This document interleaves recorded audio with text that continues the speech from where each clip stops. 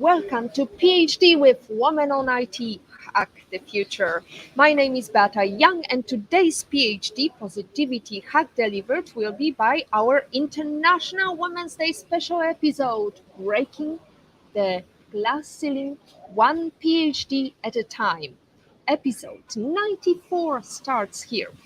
Let me remind you, this is a grassroots community that focuses on women on IT, an inclusive forum of women in technology, startups, and female leaders who are supported by men as well.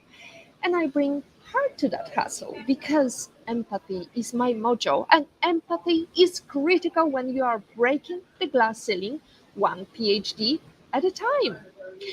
Let me just mention a couple of great things that happened last week. Helen Young won two prestigious awards at the second annual Wealth Briefing Wealth Tech Americas Awards 2023. Congratulations to the founder and as Wealth who won the Best Thought Leadership and Best Woman in Health Tech Awards.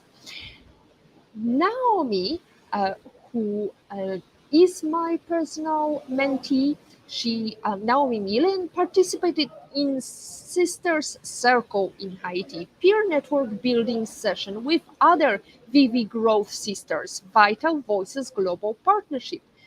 Excellent job, ladies. I wish you to succeed. Greetings to the US Government Exchange and Mentorship Program for Women to Pursue Careers in STEM for celebrating their 10th year anniversary of Tech Women. Now let's go back to our topic, breaking the glass ceiling one PhD at a time. Today is March the 8th. Women and men all over the world celebrate International Women's Day to forget about it by tomorrow. Just kidding. We will never forget about the great power network we have, about the great women achievers, and about sisters, daughters, and brothers who are supporting us as well. This year, for this year's celebration, the focus is innovation and technology. Yay! To achieve gender equality. Women have been breaking the glass ceiling for many years. They've been making their presence felt in every industry and in every corner of the world. But there are still big challenges for women. How to get noticed, how to get hired, how to be taken seriously, and the list goes on and on and on. In honor of International Women's Day to celebrate sister, mother, daughter, girlfriend, on behalf of many women on it, I bring you a joyful and inspiring list of speakers today. Taking a look back at some highlights from past episodes, interviews with role models, supporters who help women break through the glass ceiling and become women on it, hacking the future. We are so excited to share these key takeaways with you. Thank you to my team of great power women, Natalie, Marianne, Racy, Jamil, Janella, Rashley, Patrick, and Fern, and we hope to inspire you to share your own experiences as well. Keep these comments flowing, ladies and gentlemen. Thank you so much. Speaking of comments, we've got Agata Bellon here. Hooray, hooray. Happy Women's Day to all ladies. And most of you and your great guests and fantastic team, Beata. Thank you so much, Agata, for mentioning me. Thanks for being a great inspiration. Well, likewise, you're inspiring me to show up every week, even if I have no internet connectivity and I have to use this beautiful premises of hotel in Turks and Caicos. Beautiful by nature, but somewhat backwards by nature. I mean, time flows very slowly for flow. Anyway, let's go back and show you some of our awesome speakers we had in the past. Let's go to the beginning of our PhD Positivity Hacks Delivered. Just to let you know, I used to have a community in physical, in person, in Malta. In 2019, I set up that network and I decided to have workshops, meetups, closed tables. Unfortunately, COVID started. And what do you do when COVID starts? You can't meet physically, so I decided to deliver PhD, Positivity Hacks Delivered. One of my first guests, and thanks to Patty, who recommended me, was Kelly Howe. She was talking about the network, you showing up for a network every single day and working network consistently. Let's bring Kelly Howie's great intervention and listen to her words of wisdom. Networking should start with who you already know. I believe it is a consistent and continual activity because the foundation of networking is trust. And whether you are building your network using technology or building your network by in real life, in person interactions, you need to build trust. And trust is something that is built or reinforced by continual interactions. So, on the basis of that, how do you network in a pandemic? You show up for your network every single day. You network consistently. You watch and you listen and learn to see where are the ways you can help your network. Can you give them a resource? Can you pass along some information? Can you give them a tip? Can you cheer them on? Can you share this video and this conversation? It might help somebody else out. That is all part of networking. And that's how you network in a pandemic. You work that muscle. You look at digital tools like you would, I want to say, the physical rooms that we would network if we could get out in the world more fully than we can right now. Context matters. I could go on and on and on this one, but showing up for your network every day, realizing you have a network and your network has networks, and using digital tools to listen and learn and to find the communities and the contacts that you're seeking. Well, speaking about finding communities, I have just one community member, Natalie, saying, "Yay! Happy International Women's Day to all ladies out there."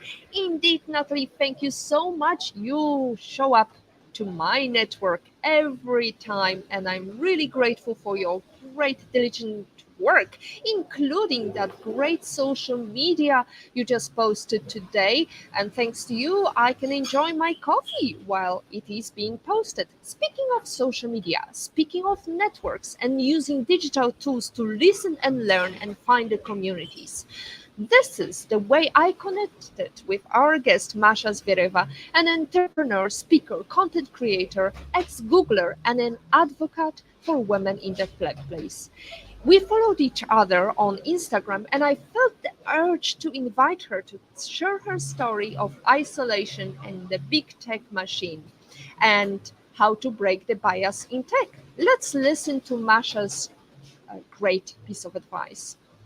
We want to make sure that there are more women working in technology. And so we need to continue encouraging women to enter the field. And I love seeing what has been happening over the last few years, especially with social media, where we have more role models of women working in tech, and we can see what an engineer looks like, right? And all the different facets and all of the different personalities, and that you don't have to fit a mold to work in tech. I think that's something that will raise a new generation of women in technology who feel more comfortable with the field and enter the field because they have seen someone who looks like them.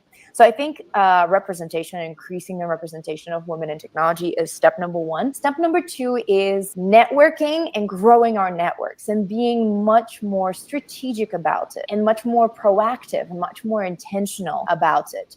And, when you're networking, building authentic relationships that enable you to be yourself, talk about the biases that you're facing, how you're going about it. For example, the problem that I faced with the "you're going to be a good mother" comment. And of course, joining communities of women in technology, and this could be part of networking, this could be just part of you wanting to feel like you belong, and supporting each other, cheering each other on. I really believe in the power of the mindset of community over competition, and this is what it reinforces, these communities. We cheer each other on, we solve each other's problems, and we'll help rise everybody's level together. The power of the mindset of community over competition.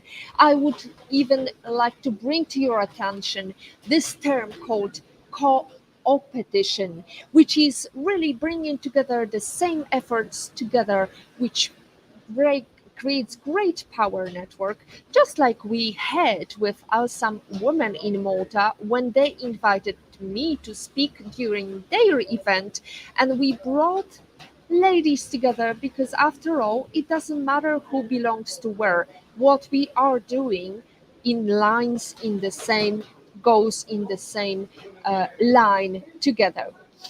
Now, when we are talking about the power of community, we have to also talk about the tech industry's gender pay gap.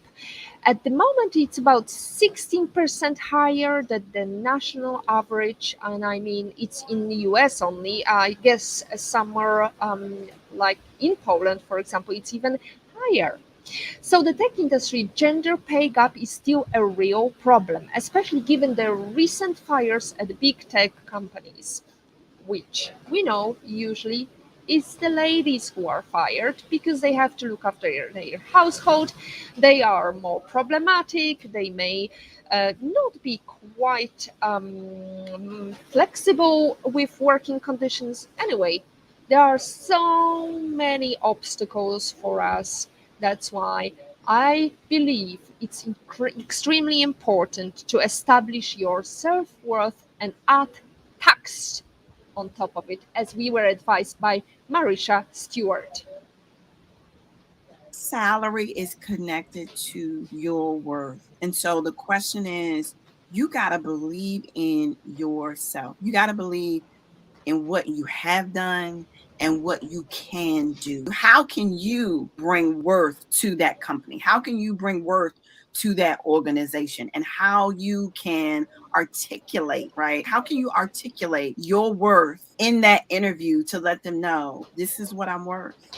And this is what my salary, this is what it should be. And especially as a woman, we shouldn't have a fear of that piece, right? Because we should have the same salary as our men counterparts. But unfortunately, oftentimes we don't. And so the question is just how can you articulate your worth in that interview? And that is what's key. That is what's key because, I always say this to my students when they are applying for college. Like, how do you add to the college? How can you make the college better? Right. So that's the same, that applies the same. How can you make that organization or that business better? And that's key in articulating that and giving them the salary that matches your work. These days, we discuss and post almost everything from what we had for dinner to recent medical exam results. Social media and blogs invite us to share intimate details, yet 80% of women surveyed in 2015 Fidelity study on women and money said they refrained from talking about money with people close to them. It is a common refrain to hear people say they do not discuss religion, politics, or money, as it usually causes disagreements, so best to avoid it at all. And especially women are told to be polite, do not cause friction, and don't speak up. Sit in the corner, somebody will find you. Well, I've heard it so many times. Time's up, ladies. Time to talk about money. So I encourage you not to only fear conversation with money, see interview number 8, Conversations with Money with Richard Friesen as my personal advisor, financial guru, and personal husband delivers his take on fear. Let's talk to Patrick. The most important thing we have to fear is fear itself. And at all points in time, the important is that if you don't speak up now, then you probably will never speak up. Seize the opportunity. Carpe diem, as the ancient Romans used to say. It's vitally important to bring your voice to the table at all times and say something. My advice is don't underestimate yourself. That's the biggest thing that I see so very often with a lot of young people and our female students in particular. So and when we've done actual measurements on this, that does seem to be the case. So we need more women in technology, for example, and we see girls moving away from it into other fields, even if they have higher grades than their male colleagues, male peers. And I think that's a difficulty that we need to address, and that women need to basically stand up, believe in what they're doing, and like Patrick says, not just speak up, but also act and do what they're interested in, and not be afraid that this may not be the easiest topic for them, but they can definitely do it just like their male colleagues. Well, speak of the devil, here is Patrick's comment to us. Great International Women's Day for Power Ladies. Thanks for a super special PhD for Women's Day. Thank you so much, Patrick. And we have Naomi in the background. Thank you, Naomi, for watching us. And thank you for thanking us. It's really a pleasure to see you going from strength to strength and supporting other women. Right. As our guest, previous guest, Gunnar said, women can definitely do things just like their male colleagues. Well, I would say sometimes even better. However, we do not spend enough time recognizing that our achievements are so great. We are not boasting about it. We habitually undervalue our achievement. So when a woman says she did something a bit good, you can probably multiply that by 3. What if all that stood between you and that promotion was a little bit of speaking up? What if you had a chance to get that salary increase by talking about your achievements, no matter how small? How about that? How about calling yourself an expert? And speaking of experts, who best to deliver expert advice than Carrie the Phillips? Step 1 is actually become an expert in your industry, or at the very least, knowing what you're talking about. Women in particular tend to be plagued by this logical fallacy called imposter syndrome, where you probably have the skills, you're probably better than most people that you know, or even in your industry, but imposter syndrome is like, well, I don't know 100% of everything that there is to know about this particular subject. So I'm not an expert. I don't have that credibility. There's a study that's been done, and I can't quote it off the top of my head, but it's something like 70% of men will apply for a job if they have 50% of the qualification for that position is listed in the job description. But like 80% of women won't apply at all unless they check off 100% of those boxes. Everyone starts from nowhere. Everyone starts from zero. As you progress in your career, as you progress in your knowledge base, you get further and further and further away from the zero mark. Basically, nobody ever hits the 100% mark. Everyone starts from zero. Let that sink in. If you're smart, you're watching or listening to our episode. If you're even smarter, you can learn, take notes from today's episode, and act on it. Here is Tara Hernandez, who aspired to be a history professor. If you're smart, you can learn, and the industry is constantly changing. Programming languages are constantly evolving. Half the languages that are tier 1 languages at Google, for example, didn't exist when I got into this industry originally. So it's like being an expert at any particular thing isn't necessarily valuable. It could be helpful for some set of problems, but it's how well are you able and willing to learn? And then motivated is that you are able and willing to learn, and that you're interested in the problems that a given company is solving. Well, I mean, to be perfectly frank, I've had fear my whole career. You've heard the term imposter syndrome. I've always had it since I was in school. I was not meant to be a computer science major or get into high tech. I planned to be a history professor. That was what I wanted to do. And so since I didn't do that, and I'm in this role, at some point people are going to figure out I don't actually know what I'm talking about. That's kind of, my lizard brain feeding me that constant negativity. And so my fear on an ongoing basis is that while some days that voice is quieter and some days it's louder, my fear is that it never goes away. I hope that someday I can figure out how to get rid of it, because I know objectively it's not true, but it is a challenge. And on the other hand, having that experience, I think, has helped me be very empathetic to the people who work for me, or the people that I work with in my company, because we all have the things that cause us to feel nervous, to feel afraid, to judge ourselves as somehow lacking. And the reality is we're all amazing. And we all have different strengths that bring to bear everybody. And so helping people understand how to get past that is probably the greatest success I ever feel in my role. And I've been very blessed to work with some amazing people who have, I watched them go through that process and overcome it, at least as much as I do, which is, well, we succeeded even though we still don't feel like maybe we deserve it, but we're succeeding anyway. It's probably the biggest victory one can imagine under those circumstances. And in these times when things are really hard, those lizard brain messages are probably that much louder. So being able to do stuff like this and remind people that they're not alone and that we can all do this and we're smart and we're motivated, and just keep that message on point is probably the biggest thing that we can do for each other. You're not alone, and we can all do this, and we are smart. Tara, actually, I met her physically by being in a tech conference, Women in Tech special invitation in Montreal in 2017. And one of the things that really sank me when Tara spoke on the event was, you have people interviewing and asking you for this very elaborate explanation of complex problems, and they are testing you and showing your areas of knowledge that are lacking. And really what they are showing is they are proving that they are jerks. Because really, if they wanted somebody to work for them, they would make sure that they are at their best. And exactly that's how you can look at problems. That's how you can take that one no you heard from somebody during job interview, one no you heard from investor.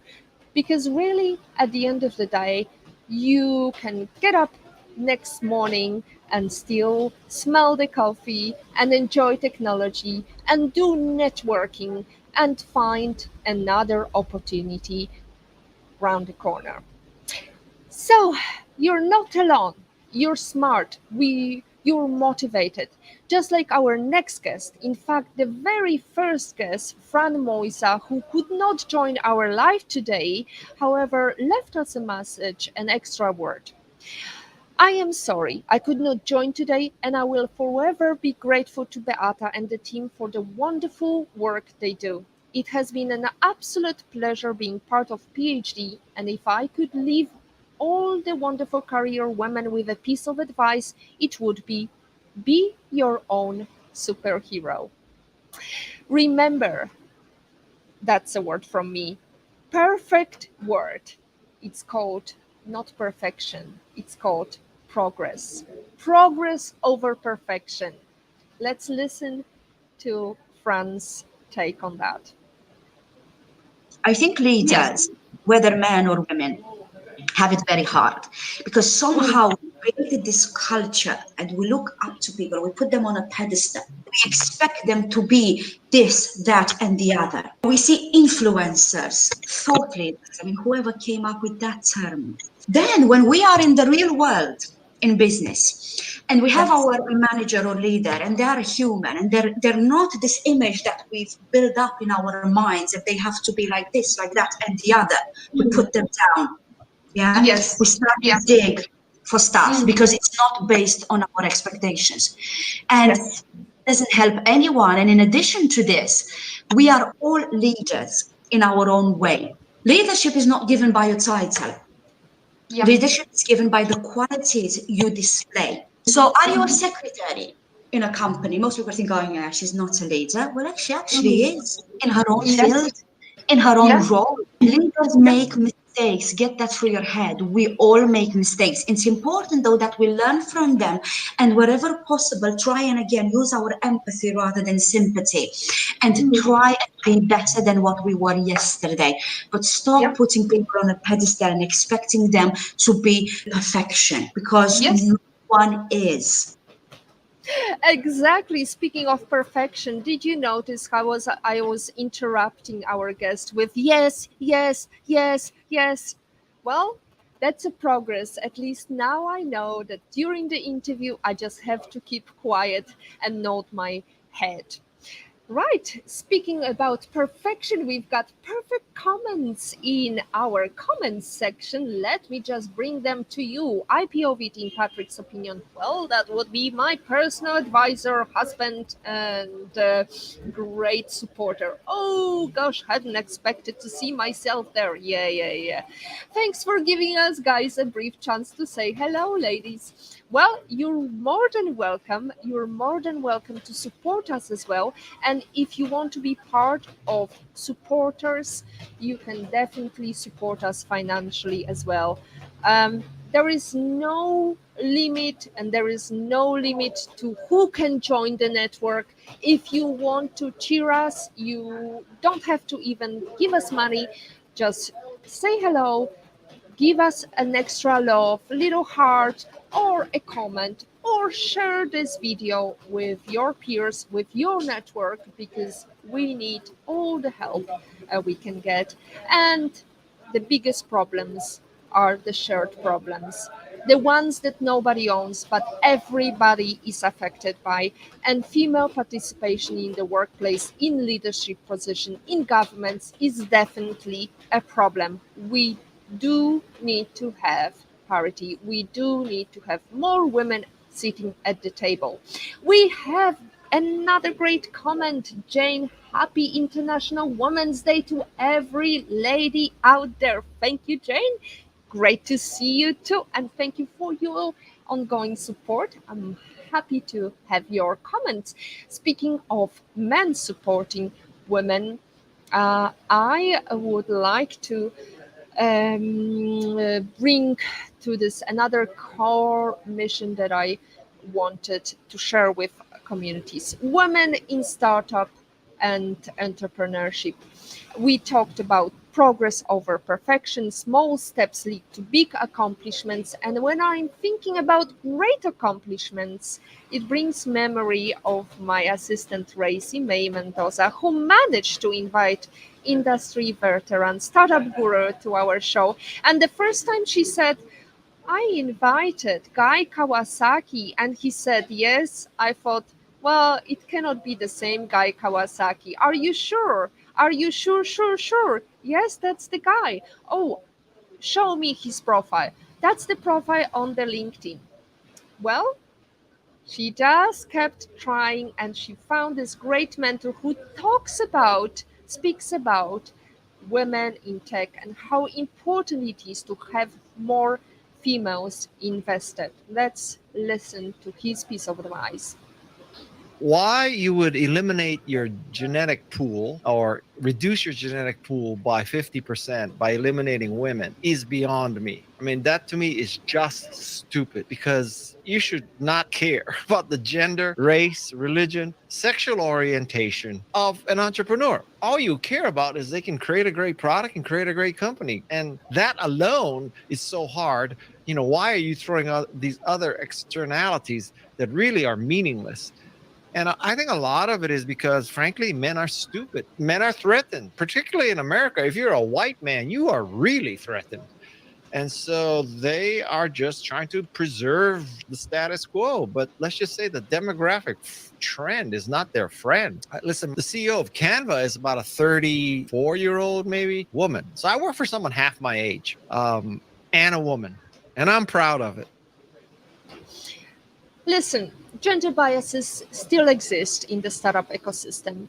Even in the most gender progressive nations, investors ask male founders questions regarding scale and numbers. while women founders were asked about managing family and office life. Female entrepreneurs are challenging the shackles, chasing their dreams, leading the path, moving forward towards an equal society.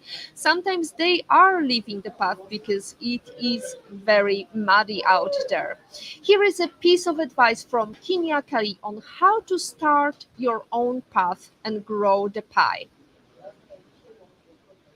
She has to figure out her purpose. Like, where are you going in your life? Where do you really want to go in your life? And not just with money, but like with your life. So, like for me, I have been very clear for a very long time that I desire to have a business that can operate without me. I want to make millions of dollars, but I want to employ people to do most things. And I want to be here for these amount of things because I want to be married. And if I choose to have children, then I want to be able to spend time with them. So it's like, you've got to ask yourself, where do you really want to go in life? And where do you see your life really, really, really heading? The next thing is, and this is kind of a deep one, I encourage every single woman, she's got to work on herself. And I'm just not just talking about how she looks and her body and all that, but she needs to deal with her. She needs to deal with how she thinks, why she thinks. She needs to deal with her behaviors. She needs to deal with any wounds of her past, as go see a counselor. Like, I see 2 counselors every single week for different aspects of my life. This woman has got to find mentors, male and female, those that have gone before her, those that can give her insight and wisdom, those people that she would be humble to and allow them to speak into her life, because without that, she will be going 100 miles an hour in whatever direction she's going in. And sometimes you can't even see when you're getting ready to hit a big brick wall.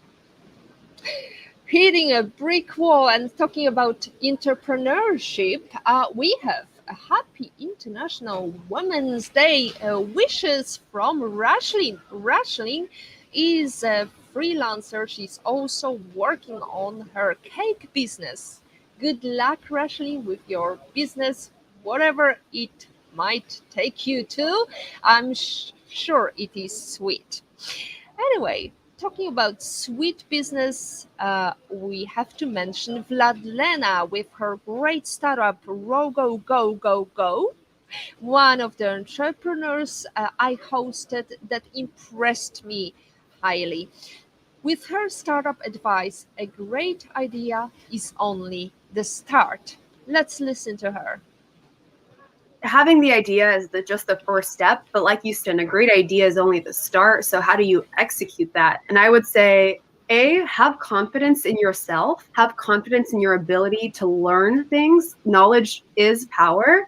And the real secret is hard work ethic. It does come back to that, because the idea begins, but then what follows is research. And there is so much research, not just on the idea, but on the legal aspect, marketing aspect, the startup's field itself, and all the terminology that comes with it. There is so much that you're going to have to learn to get to the next step. What I would say is be kind to yourself and break it down. Do it one step at a time.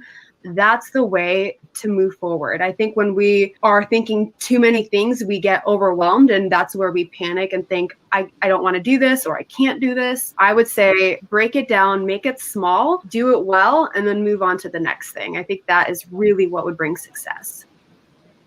Small steps lead to great accomplishments.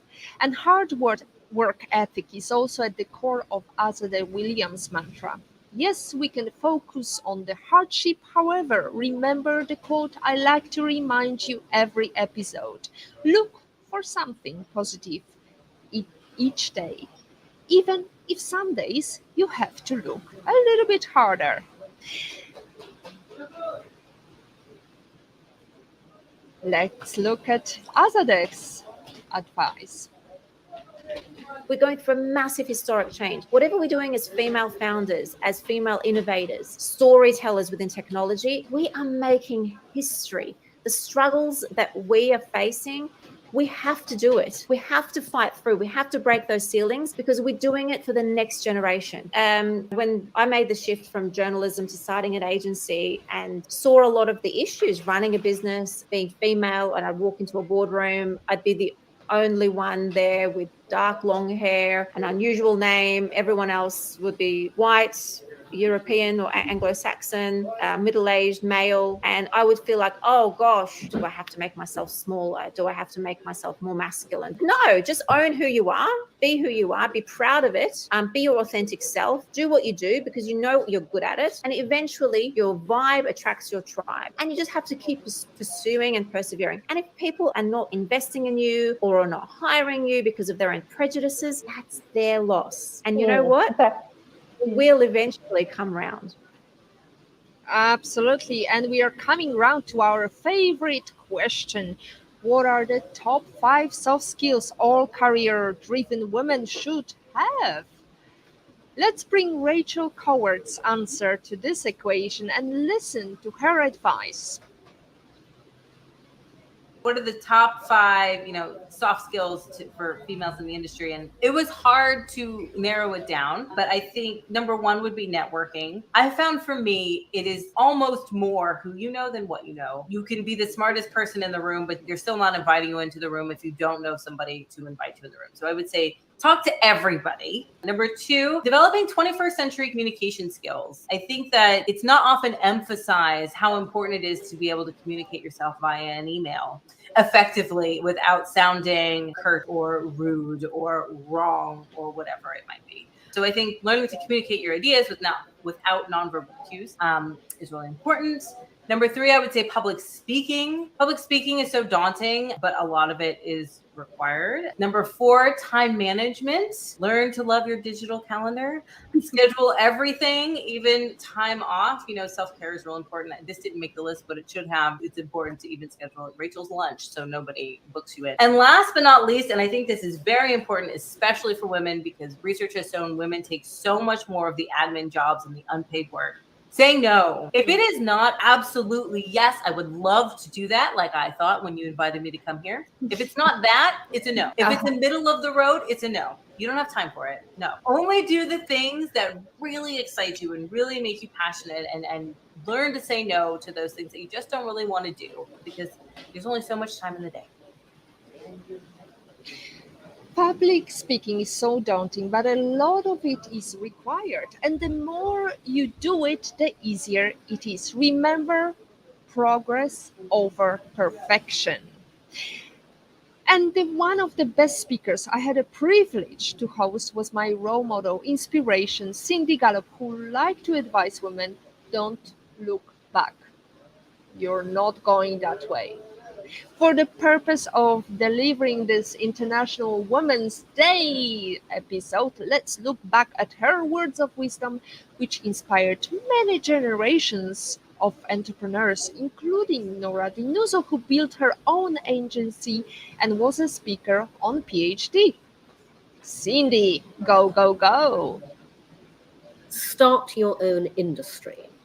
And what I mean by that is I encourage every woman to start your own business, but I deliberately articulate like that because when you start your own business, you can design it to work exactly the way you want it to. And when you do that, you are starting the industry we all want to live and work in. Again, I'm all about communication through demonstration. First of all, when women start businesses and grow them successfully, they can then hire other women, and other women then get the kind of working environment devoid of sexual harassment that we all want to be able to work in. When women start businesses that hire other women and succeed and make money, you demonstrate to the men that there is a completely different way of working and that you need to take women seriously in that context. I regularly say we don't get taken seriously until we get taken seriously financially. We need to build our own financial ecosystem because the white male one is not working for us. And in that context, money is power. When we make money, we can hire lobbyists. We can effect regulation change. We can do all sorts of things to change exactly what you're talking about.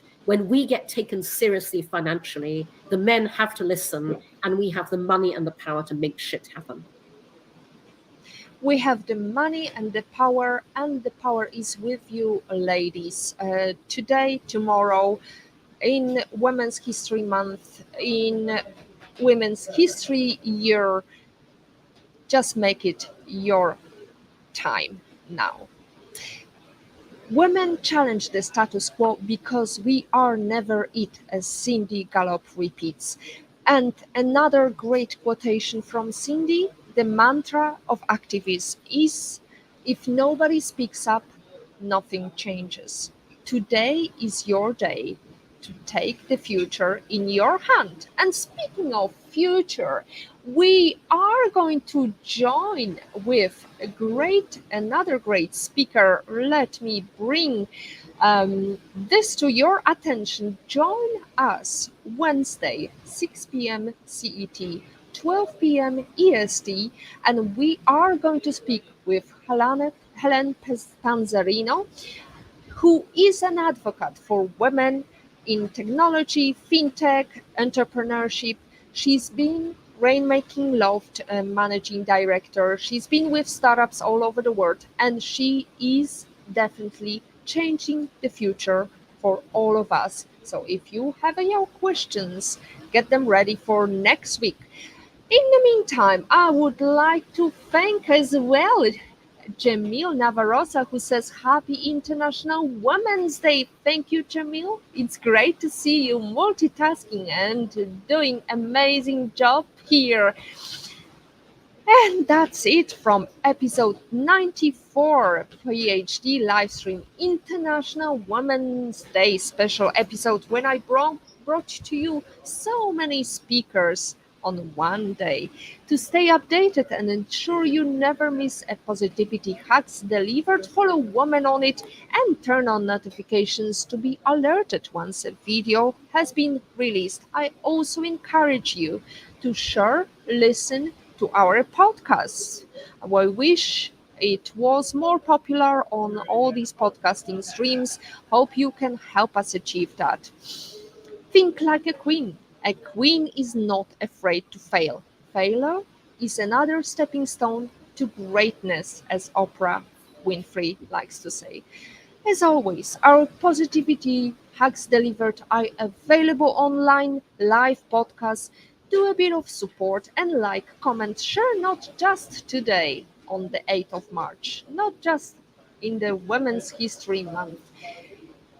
If you don't like something, change it. If you can't change it, change your attitude. As Maya Angelou says, today is your day. Today is your day to hug the future.